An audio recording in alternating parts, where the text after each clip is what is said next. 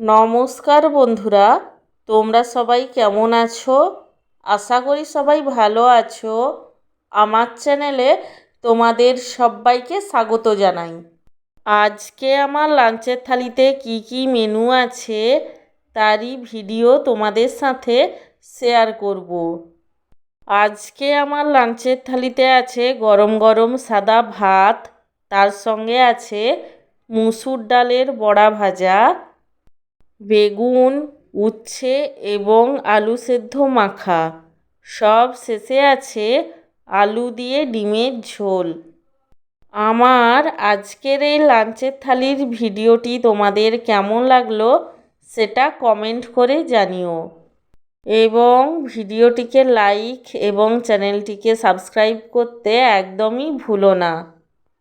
সব শেষে তোমাদের সবাইকে জানাই আমার তরফ থেকে অসংখ্য ধন্যবাদ ভিডিওটি দেখার জন্য।